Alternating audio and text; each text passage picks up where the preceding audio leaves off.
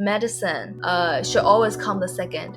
Food always comes the first. And if you're a good doctor, you should know how to heal your patient with food first. If that's not sufficient, then you use herbal formulas, you use the medicine.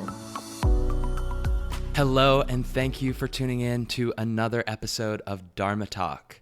I'm your host, Henry Winslow, and this is episode number 73.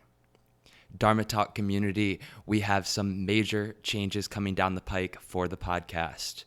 As early as next week, and if not then the week after, you're going to hear a refreshed sound and improved quality of audio streaming into your earbuds. So please keep coming back, checking back for new episodes because improvements are on the way. But for now, let's focus on this week's episode. My guest this week is Zoey Gong. And Zoey is a traditional Chinese medicine practitioner and clinician. She specifically focuses on the dietary side of TCM. So she specializes in TCM cuisine, herbalism, moxa, and holistic food therapy. In this episode, she breaks down just how she wound up where she is today, serving her clients and teaching others about the benefits of this approach to nutrition. And it started from an early age. She grew up in China and was immersed in this lifestyle, this way of eating, treating food as medicine. And it wasn't until she moved to the US as a teenager for high school that she appreciated just how beneficial that way of life really was. Upon taking an American diet, she faced some very severe health problems, including breast tumors, digestive issues, knee pain. The list goes on.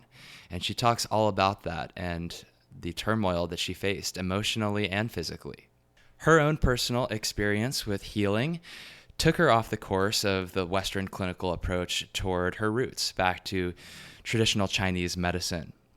So she shares on this podcast episode the key differences between Western clinical and Eastern traditional approaches to nutrition and medicine at large. She talks about using TCM herbs and natural supplements to regulate hormonal imbalances and feel better in daily life. And she leaves us with some advice about pairing foods of a particular energy, which is one of the qualities that TCM looks at in food, with a matching yoga practice to create a specific effect in the mind-body continuum. All of that is coming up very soon. Please just stay tuned through these announcements, and we'll dive into my interview with Zoey Gong. New York City yogis, this Sunday, August 25th, I'm teaching a handstanding workshop for all levels. If you're new, I will help you overcome the fear of going upside down and getting on your hands. And more experienced inverters, I've got drills and progressions for you to clean up your aesthetic, clean up your line, and explore new shapes. This is all happening at Lighthouse Yoga School from 2 to 4 p.m. And you can sign up at henrywins.com/events. I also have Rocket Yoga Masterclasses lined up at Pure Yoga West in New York City and travel dates set for Austin and Dallas, Texas, and Richmond, Virginia. So please check out the details for all these events and come join me. I would love to meet you in person. The details are at henrywins.com/events. Yogis everywhere, I am also excited to announce that this December, my wife Veronica and I will be leading a yoga retreat to the Indonesian island of Bali. Our week together in Bali will offer you the perfect environment to refocus on what's calling you, your purpose, your perfect path, your dharma, so that you can move forward with renewed vigor into growth and service to others. The dates for the retreat are December 5th through 11th. It's 7 days and 6 nights. Each day we'll have 2 yoga classes and a group meditation. We'll start the mornings in silence. And of course, there will be 3 delicious plant-based meals every single day. We've also got excursions planned into the island and some more surprises. So if you're interested, head on over to henrywins.com/Bali to get the details and make a deposit. Once again, that's henrywins.com/Bali, B-A-L-I. Let's clear space for reconnection together. What's your purpose? What's your vision? What mark will you leave on this planet long after you're gone?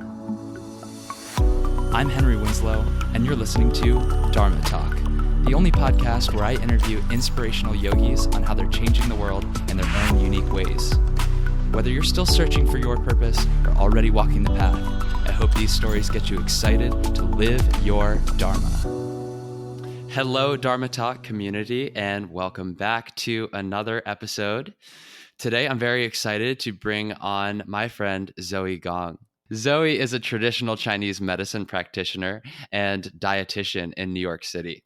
She specializes in TCM cuisine, herbalism, moxibustion or moxa, and holistic food therapy. Zoey, I'm very excited to have you on. This will be the first kind of conversation in this arena that we've had on the show, and I can't wait to hear more about what you do. So how are you feeling today? Thank you, Harry. I'm very happy to be here, and I feel good. I'm very busy these days because I'm flying back to China tonight. So I have to get everything ready, but otherwise, not bad. That's good to hear. And I'm sure for not only for your line of work, but also because this whole system is so critical to your lifestyle and the way that you share with others, that it's important for you to go back to China every now and then, right? Thank you. Yes, totally. And in China, TCM, traditional Chinese medicine, is really just a lifestyle. Even if someone's not necessarily say interested or pay attention to it, but it's just embedded in our lives, in even in our language.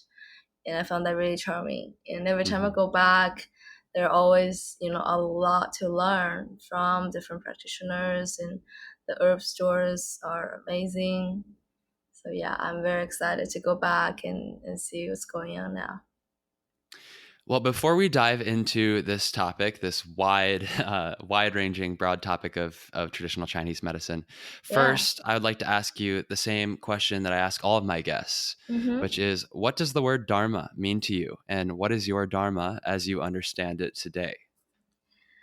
Um, I think Dharma means really kind of for me a calling in my life. I there's an energy and attraction that I think for me, and that is really the word, I guess, healing. I always wanted to be a healer, and it relates to me in every part of my life. I want to heal others, but at the same time to heal myself as well. I had a lot of health problems, and with this calling, everything seems to come together because there is also the law of attractions.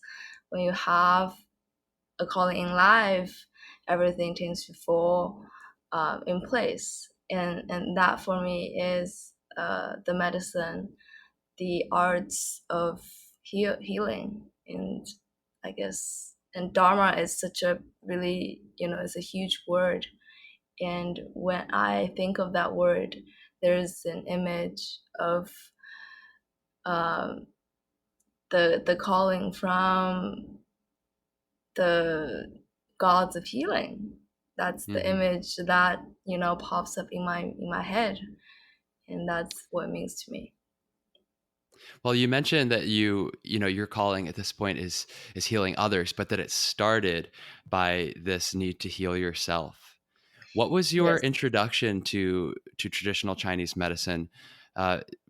And early on, were you immersed in it, or was it something that you were exposed to as an option versus the Western medicine that many of our listeners are more accustomed to?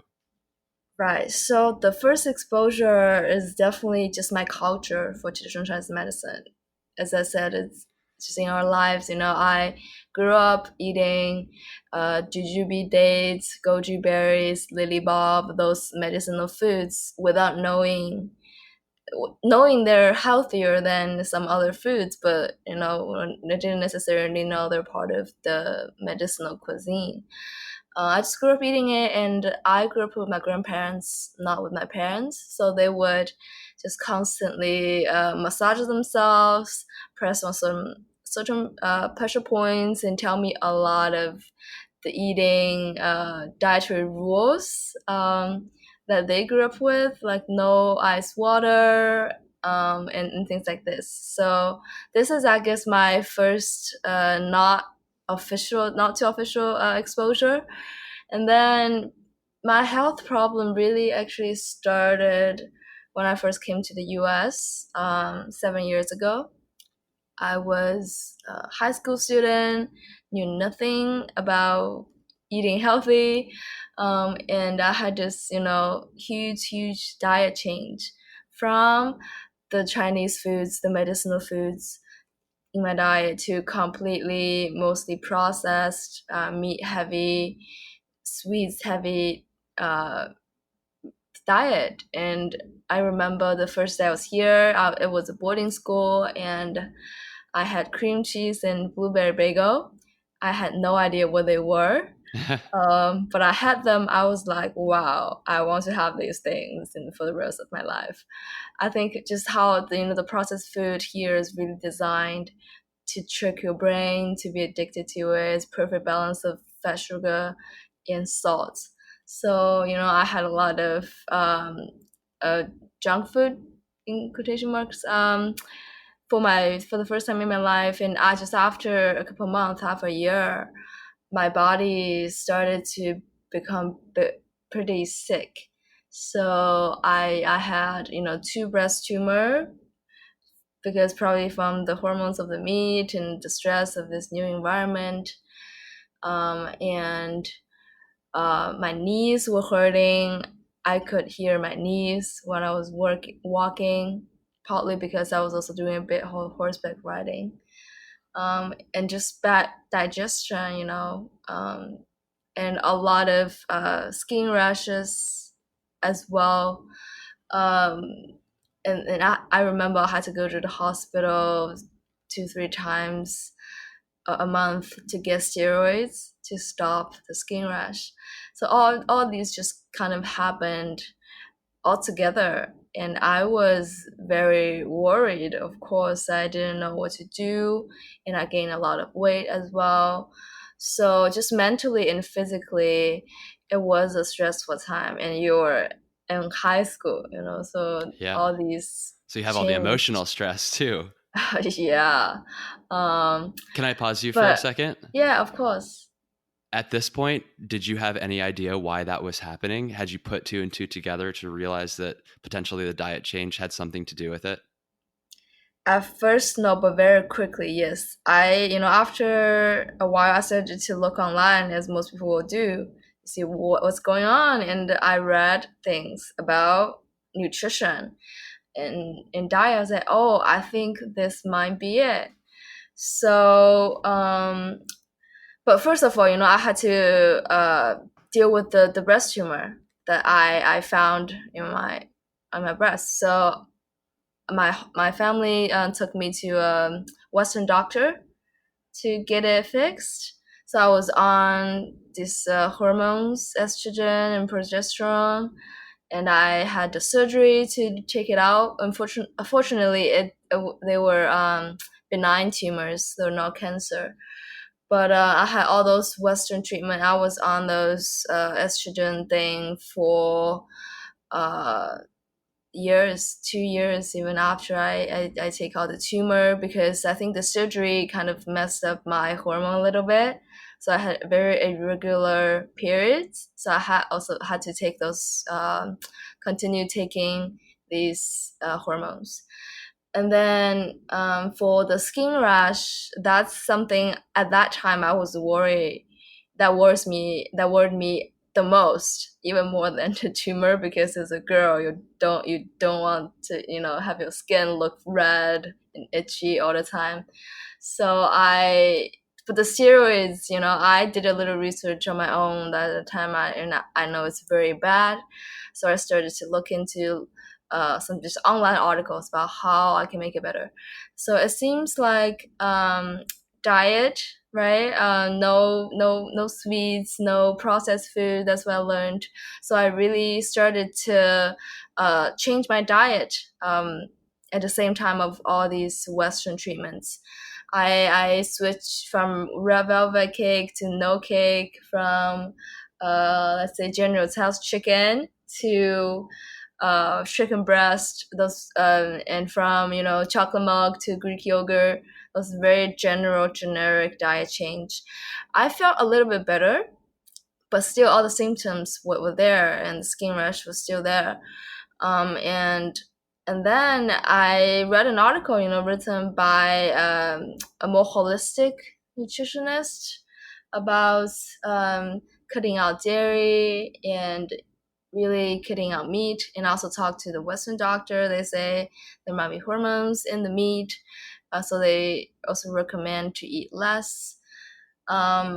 But at the same time, they really wanted me to gain weight. I did not understand why. I think they put the standards of the Western BMI on me, so I still had to gain weight, even though I already gained 10 pounds extra, from my normal weight. But so I decided to listen to the nutritionist online. I started to cut out dairy, eat less meat, and I felt significantly better. After just 3 weeks of cutting out dairy, my skin rashes were completely gone. And my skin was even better than before when I was in China, when I was, also consuming dairy.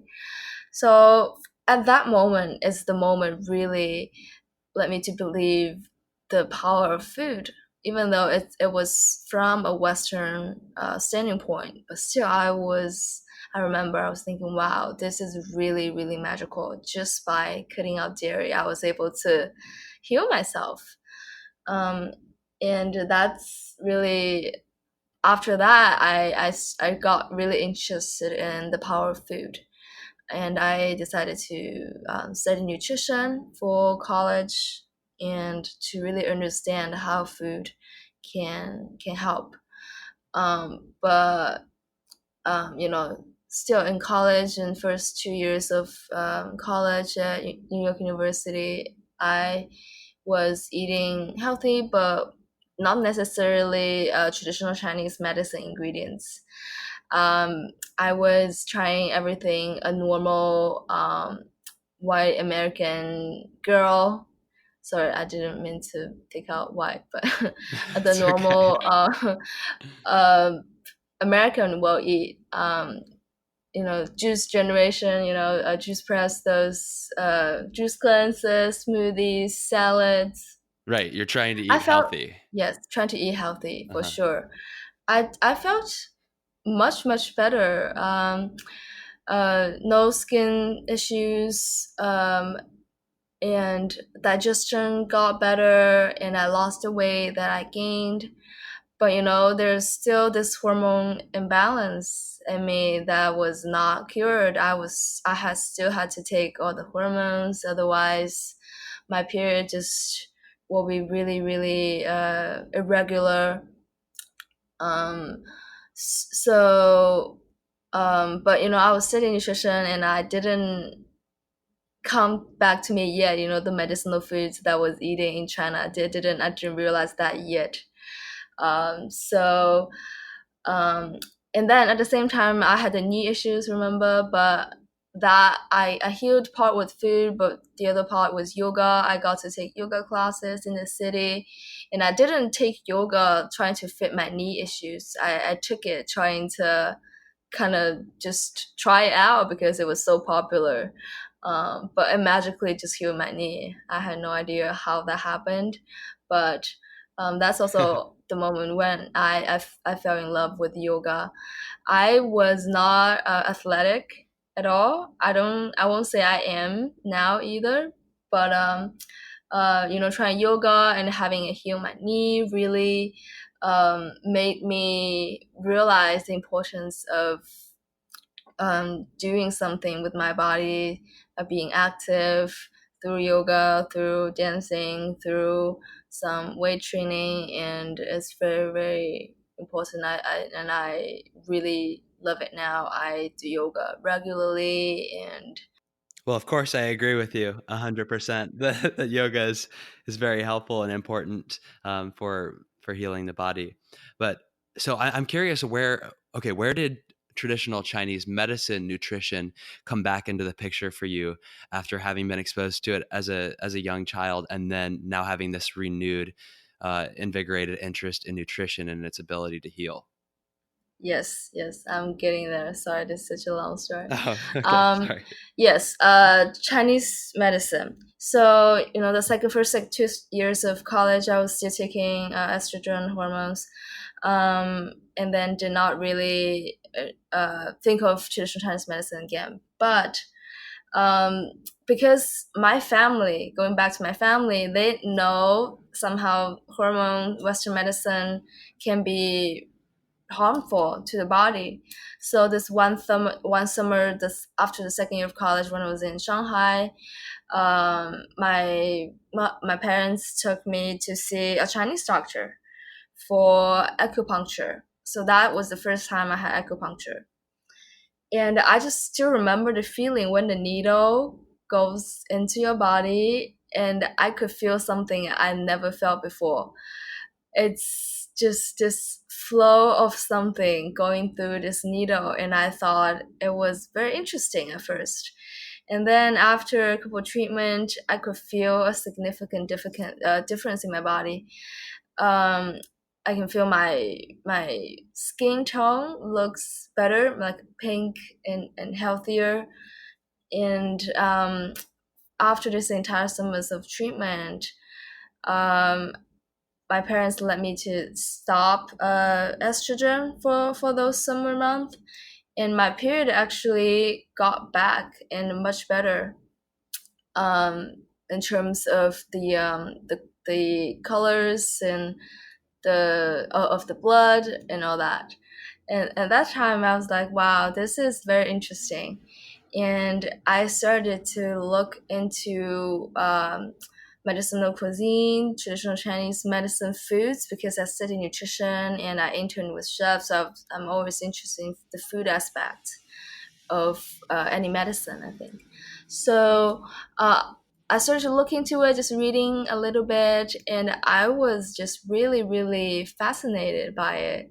There's so much that I learned, and it really reminds me of what my grandparents was doing when I was young. I started to notice all the medicinal foods I was able to eat in China daily, just in regular dishes in a restaurant. The chicken broth, and a lot, the berries, the tea. And at that time, I that's really when I started to kind of wanting to dedicate my life. I don't know how that came to me, but it just like I was like, oh, I want to do this for the rest of my life. I want to study more about Chinese medicine and see how I can infuse what I've learned in Western medicine with the TCM things. But at that time, I was still studying. This is just a thought on my mind. I haven't really done anything official with it. I was just reading here and there and try to add a little bit tea, more of the Chinese superfoods, I would say, and into my diet slowly. But that was not anything, official. I didn't even tell anybody that I was doing this. But then, the third year of college, I graduated. I graduated in 3 years. So I got into an internship for registered dietitian, and the and that requires me really to go into the hospital and work. And that I will call a traumatizing experience. Oh, wow. I Why? felt so depressed in the hospital. As a dietitian, I was feeding patients all the foods that made me sick. Hmm. I was feeding them burgers, fries, fried chicken, and Why? Just just because that's what the hospital provided? most hospitals unfortunately still have just those really horrible foods, and these are not even the gourmet version of a burger. It's the most basic processed burger. And all the desserts, I remember I was working in kitchen shift, I was preparing dessert. All I did was scooping out a can scooping out pudding from a big can to a plastic cup. That's dessert. And fruits tends to be canned fruits, and it just horrible, not tasty and not healthy. And And this is happening at a I place was that's supposed to be nursing people back to health. exactly, and that was not an individual case. A lot of the hospitals are like that Right. now. And I was just very depressed. And then, other than the food, what I was doing is I would think, I imagine I would talk to patients and I would tell them about healthy eating. But no, I was just sitting in front of a computer reading the notes and charts written by other medical teams, like the doctor and the nurses. And then I write out a note for the patient to calculate their daily needs of calories, proteins, and basically assign them a meal. It can be either be regular or heart healthy, which I don't think it's heart healthy at all, or diabetics, which we call it consistent carb, but still, it's fries and burgers. They just come out in a more consistent timing. Um, and it's just felt so wrong to me. Well, it Um, was in and complete then contrast to your own personal experience with your own health. complete Exactly. And at that time, I really kind of started to question Western nutrition a little bit, because the number for everyone is the same. How is that possible? It's just based on the difference, is really just based on your medical condition and your weight. Basically your BMI, and I'm not even sure BMI if BMI is a complete it's the best calculation method for me. Yeah. Just numbers over numbers over numbers, and in reality, I know those numbers sometimes don't translate at all. And in food, the calorie, I don't know how accurate that can be, protein content, the vitamin content, but it can change due to cooking and all that. So at that time, I was really questioning what I was doing, and I personally just felt terrible in the hospital, not being able to move. I was sitting down in front of the computer all the time, and the conversation with my colleagues were disappointing too. I was thinking about a lot of conversation around healthy foods, how to prepare it, how to teach others about it, but more it's just purely based on numbers. Um, yeah, I was really disappointed um, there, and this is what clinical nutrition looked like. Um, I I I I was kind of shocked and sad. So at that moment, I say to myself, I question if Western nutrition is the path I want to go, because I was also thinking about going to Colombia for masters in Western nutrition. But after the hospital, I completely changed. I say I want to see and study what Chinese medicine can offer in terms of food therapy, especially, and see how I can combine both together. So I started to apply for TCM schools, and got into Pacific College of Oriental Medicine to study the Master of Oriental Medicine there. And I started to read a lot. All the old books on food therapy I could get, I started to read, because there's really no resource here in New York City for me to learn about it. And the more I read, the more fascinated I got. The diet concept that they had thousands of years ago is so relevant for today, about moderation, about food as medicine.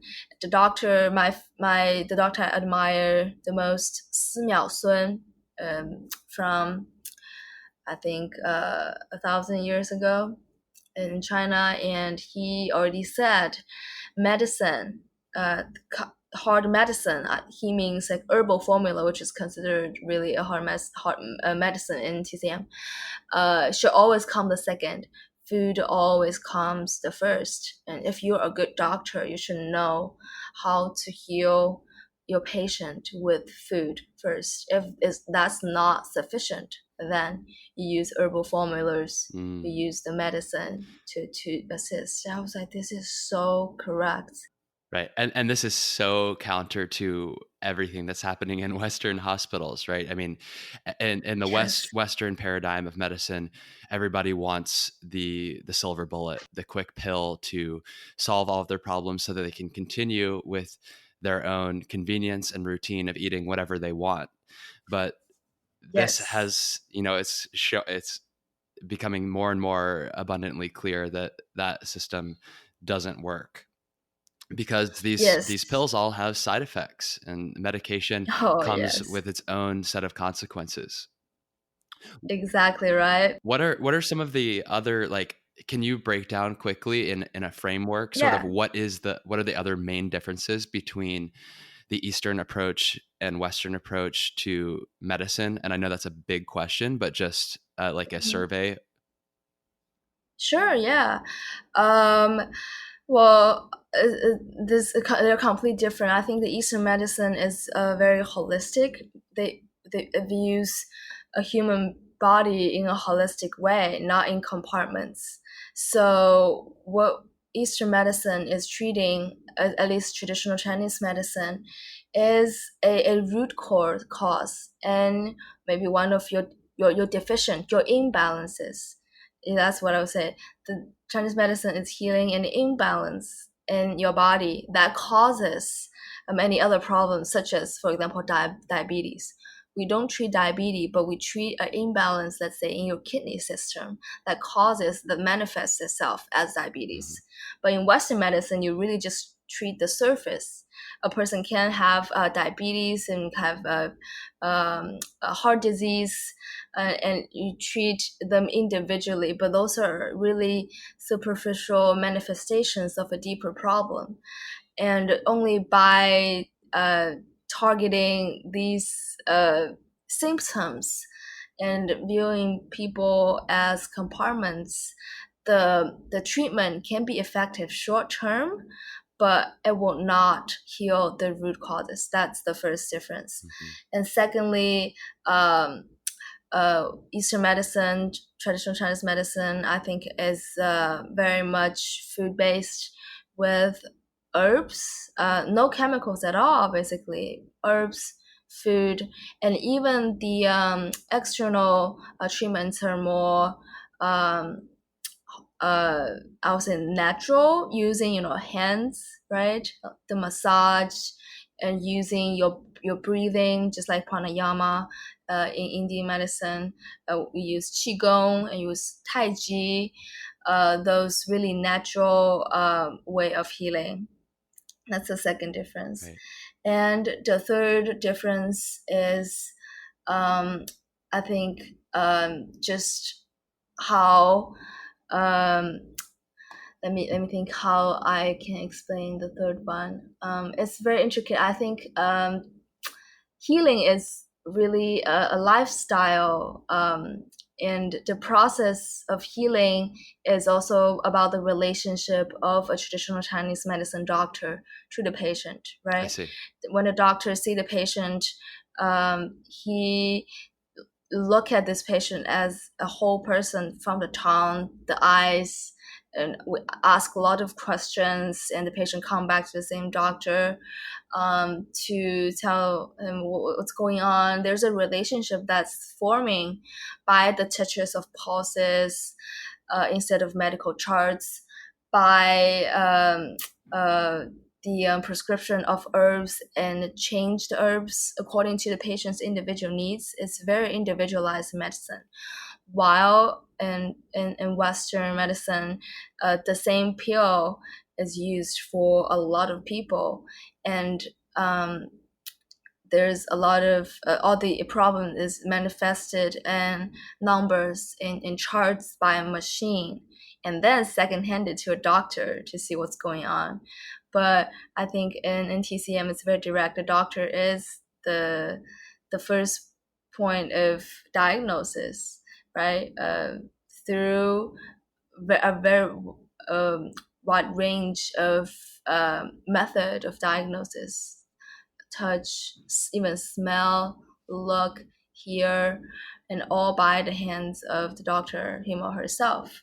So I think those are the three main differences I can think of right now of Okay. Eastern and Thanks for West. breaking that Yeah. down. And let's go a little bit Mm-hmm. more specific now.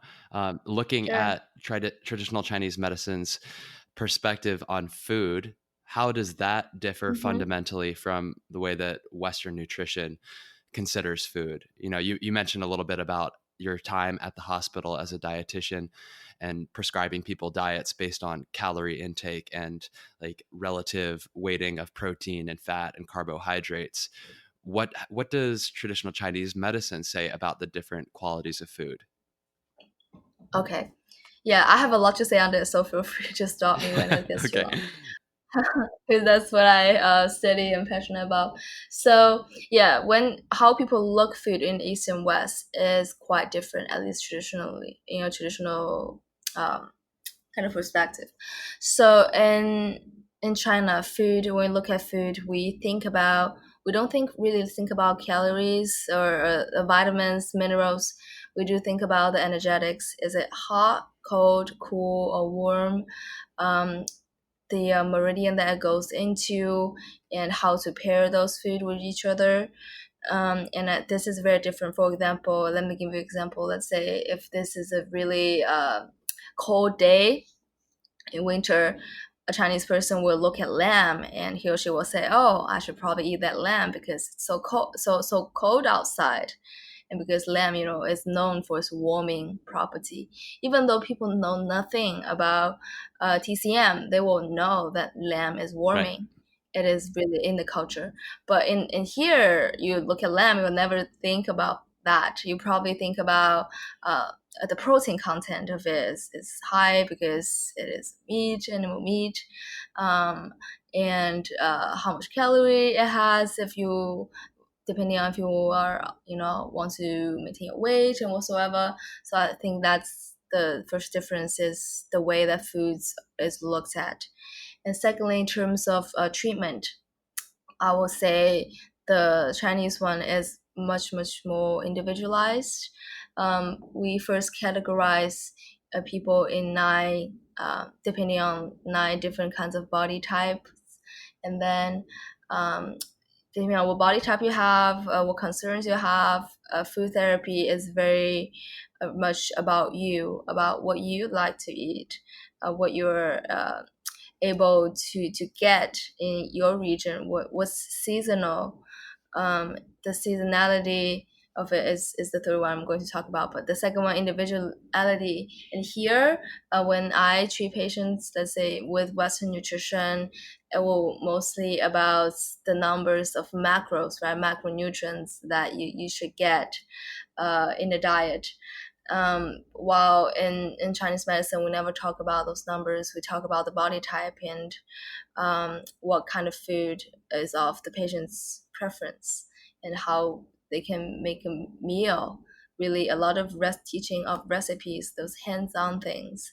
While here, as long as you can read a nutrition label, you can get a prescription from a nutritionist. Yeah, and the third one is seasonality. TCM foods are really, really about the season. There are 24 seasonal points or solo terms, and for each one, there are different guidance of foods that is beneficial for the body during that period of time. For example, yesterday it was Li Qiu. I think the I don't know how to say that in English, but it kind of means the start of autumn is going to start, and the transition of season. So you should start to eat less cooling things, like what you will eat in the summer. You should start to get more moistening foods, some lily bulbs, going in some eggplant, some of the last summer melons to stay hydrated, um, and things like this. But in Western nutrition, I don't really see the conversation around seasonality or how your nutrition should change according to seasonal changes. There are, the farm to table movement, I think is great. It brings some of the seasonalities back. But in clinical sense, in the nutrition textbooks, I don't see any mentioning about the change of diet according to the change of nature. Um, it can, it's basically the same all year around, and I don't think that is, at least for me, make the most sense. Right. I mean, what you're describing makes total sense. And I think in the Western paradigm, like the closest thing you see to that is respecting the seasonality of natural crop cycles, like because Mhm. people want to eat fresh Yes. foods that are local, because that generally means they're less processed and treated with pesticides and that sort of thing. But to me, I mean, I'm totally with you on the logic that our bodies probably need different things to accommodate for the external environment. Like Yes. that obviously has effect on the way that we operate. Yes, like here, right? As you said, I love the farmers market. Union Square farms are beautiful. The farm to table room movement is even better than China sometimes, I think. But um, the seasonality is only on those fresh produce, as you said. But the seasonality also, works with dried foods. So, for example, let's say a black sesame, it would particularly great for you in the winter month. Just examples like this, dried Hmm. foods and foods that really are here year round. There is a better season for you to eat them, and also Hmm. tea as well. Ginger turmeric lattes are not necessarily the best for the summer when you can already be heated.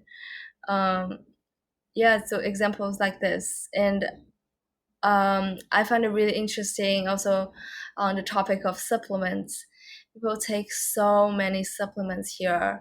I have patients who tell me will take 60 pills every day, different kinds of supplements. And the supplements here are really marketed to make it sound like it fit everybody and you should take a lot, and they're really, really beneficial and all that. But in China, the culture is really not like this. If you want a supplement, if you want to buy some herbs for yourself in herb stores, you won't be able to do it. They won't sell it to you unless you really talk to the doctor and see which one fits you the best. And the doctor usually tweak the supplement formula a little bit depending on your body type to make it really fit you.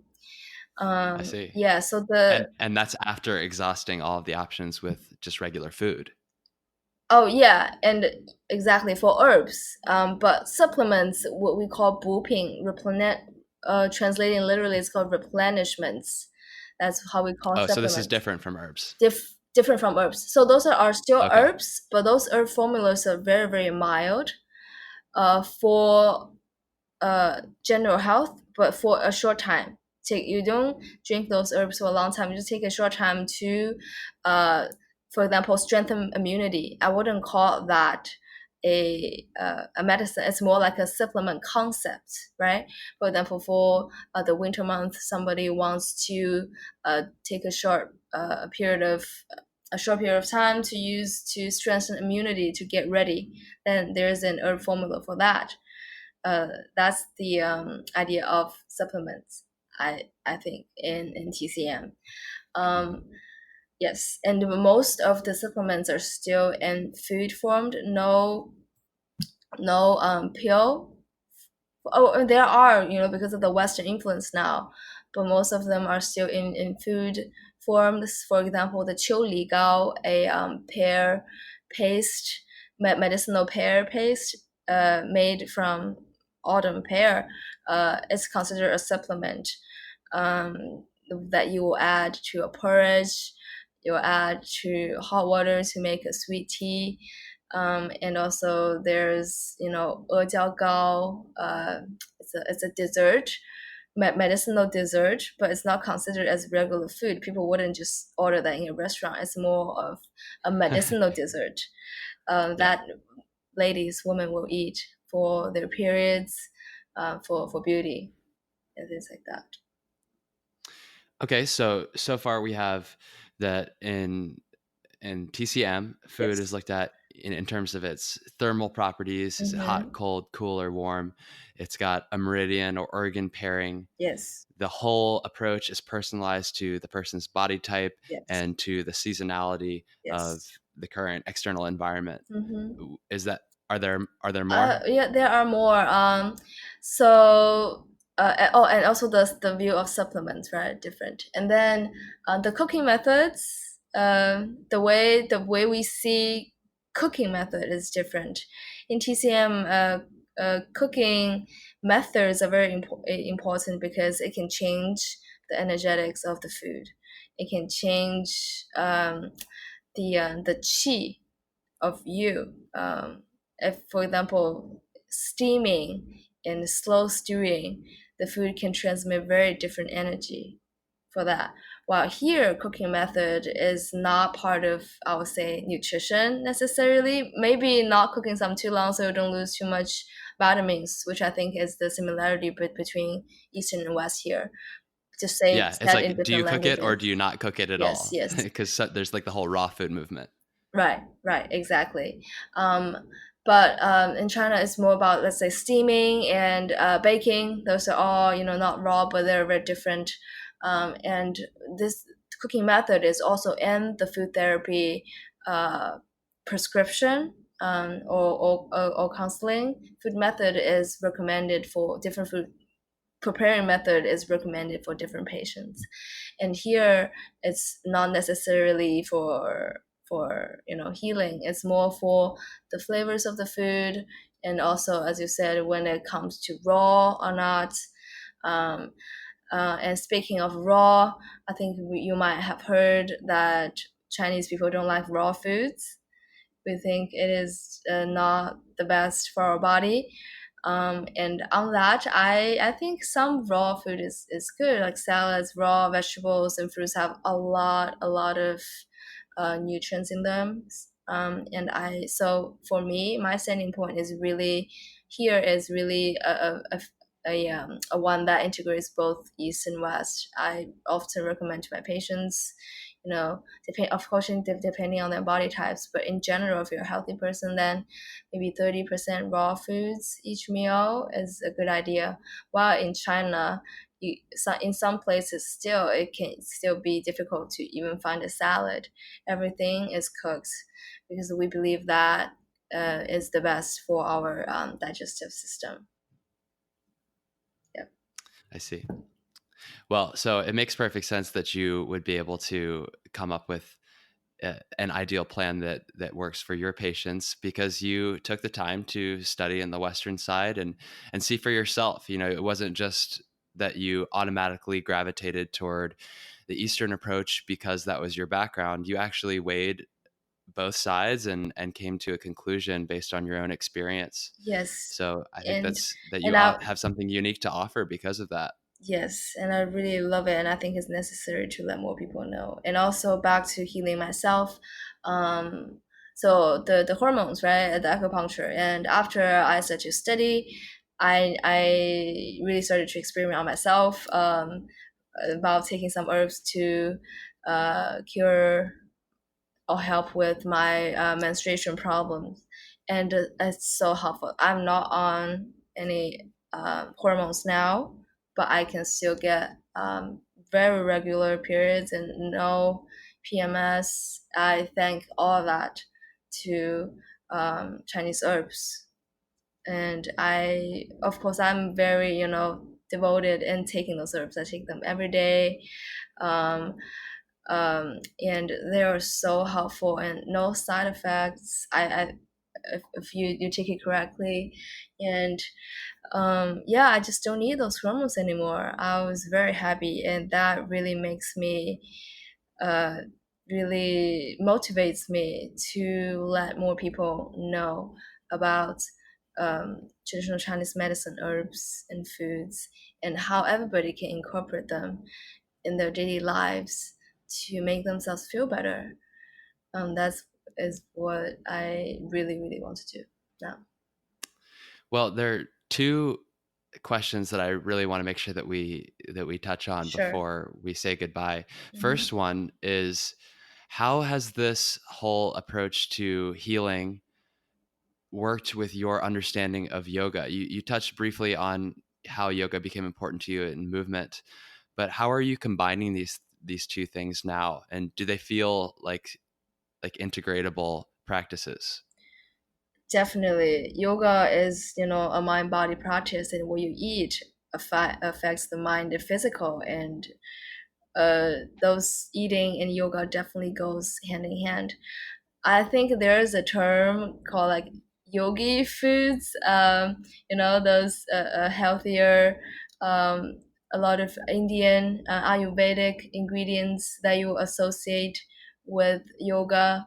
Um, and in TCM, I think it definitely works the same way. There are certain foods that calms you down. Let's say if you want to do a quiet yoga practice, you could eat, let's say, a dried longan tea to calm your mind, and you might get a better practice with those teas.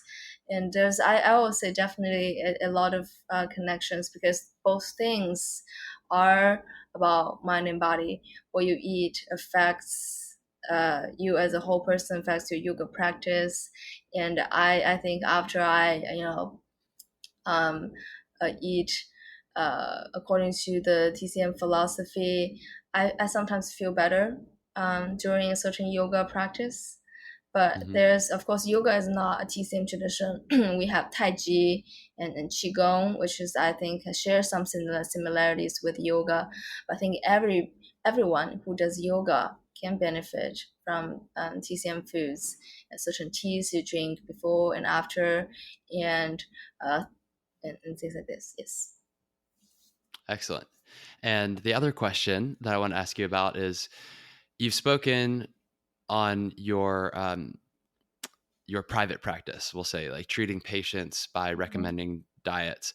But I know also that you host these TCM dinners in New York City. Oh Talk yes, to me about that. What is that all about, and why did you decide to do those? yes. So I started the TCM dinners about a year ago, and I'm a bit tired because I just hosted a dinner on fifth season full course, and I started because I really wanted to show those wonderful, wonderful ingredients you can easily find in Chinatown, easily available, but nobody is using it, or in food, which is the most accessible way for people to understand it. Is they're not just dried, weird smelling things. They can be so delicious and beneficial for you at the same time. So my initial goal is really to showcase it so more New Yorkers can understand, and then it really becomes also a showcase of my culture, of the cuisine, a different face of Chinese food, and how I want to bring food into TCM, because when you say TCM, sometimes it's acupuncture and massage or herbs, not necessarily the food as medicine pots, I think, here. And that's why I started. And it has been doing very well. And I'll give you an example. For the dinner I just hosted for the season, we use Chinese mugwort, the same ingredient as what you would use for moxa, the heat therapy. For moxa, you use the dried version to light it as an incense. But right now, you can get fresh mugwort. So I juice it and I put it in a whole wheat flour and made a ravioli with it. And all those things, how easy you can incorporate those food into the diet, that can be very seasonal according to your body type, and also visually it can be very beautiful, elegant, different aesthetics, um, and oriental aesthetics that I really love. So I want Mm. to show all of those together, and that's why I started Table 81. I think that's a really beautiful way to share and to cultivate community. So good for you. Oh, That sounds yes, great. yes. Thank you. And I hope next one will be Mid Autumn Festival, You in and you September. also have you have a food and herbs weekend planned with Rose Erin Vaughn, right? Yes, yes, yes. I love Erin. She's wonderful, and we really want to do something with yoga and TCM foods. So it will be on the 29th and 28th and 29th in Woodstock. So we'll have 14 hours of learning in terms of herb and food, and we'll prepare a family dinner together, a medicinal dinner, and also there will be yoga components. Yeah, I think it'll be a really wonderful weekend to know everything, the 101 on TCM food therapy. Sounds amazing. Yeah, thank you, Harry. Okay, well, I think now is the perfect time to move on to the final section of this interview. I end all Mhm. of the podcast episodes like this. It's called the prana round. Maybe for today, we should call it the chi round. Um, Yes, you're on. but I'm going to ask you 6 rapid fire questions. Please answer in minimum 1 word, maximum 1 sentence. Okay? Oh, wow, it's a lot of pressure for a non-English speaker. Okay, You'll do great, Zoe. Okay. In, okay, in 1 word, why do you in one practice? word. In 1 word, Okay. why do you practice yoga? For the mind and body. Oh shit! Wow, sorry. One word. Wow. This is really hard, Harry. Um, I'll say devotion. Devotion. Okay. What is your favorite yoga pose and why? Man, bird of paradise. Um, balancing. Uh-huh. What is the single best cue or piece of advice that you've ever received? Normally I say from a yoga teacher, but today, what's the single best piece of advice you've ever received from any of your dietary teachers? Hmm. Uh, it's definitely again balanced. That's the key, Mhm. Funny how that works out. It's the same. right? Right. Recommend 1 book, either modern or ancient, for our audience. One word in one word Oh of a no, book. it Oh, can be okay. the full title of the book. Yeah. Oh, there's a book called Between Heaven and Earth. It's a really great introductory book for traditional Chinese medicine. And also, Okay, great. and also, please, 道德经, please read it. The classic book for Taoism. It makes me feel so happy. Whenever I feel sad, I read it. I feel so happy, and Okay, it will help you to understand the medicine as well. excellent. Okay. Yes, And next question is yoga for everyone? of course. Yes. Last question, how can our audience get in touch with you and how can we support you in your dharma? So you can find me on Instagram. I share a lot of information. It's Zoey Gong, ZoeyXinYiGong. And also I have events in the city every month. They can uh, find on my website or on Instagram. My website the same as my Instagram, just at .com in the end. And also, I'm actually in the process of launching a website called 5 Seasons, where I'll just share everything around traditional Chinese medicine, and it will not be from my perspective. It will be from perspectives of different professionals in the TCM world, both in and out of China. When that's up, I will let Henry know, and maybe you can help and share, and so more people can see how they can incorporate TCM in their lives. That sounds great. That sounds like a really valuable resource. And I think it's smart of Yes, you to bring on lots of contributors so that it can really take off and help a lot of yes, people. yes. I'm very excited for it. Well, thank you so much, Zoey, for sharing some of your time with me today on this last day of yours before you take off for a long flight to China. I really appreciate it, and I know that our listeners will too. So have a very safe trip, and I hope that you come back feeling refreshed and renewed to continue sharing. I will. Thank you so much, Henry. Have a wonderful day. Hey, Dharma Talk community. If you enjoyed this podcast and you haven't done so already, please hit the subscribe button right now. And if you'd like to show your support even more, leave me an honest review on iTunes or whatever podcast directory you listen on. You can also make a financial contribution to keep the show up and running, a donation at henrywins.com. And remember, I'm here to serve you. So if you have any questions or comments or ideas, you can always reach me on Instagram at henrywins. Otherwise, I'll speak to you next week. Keep living your Dharma.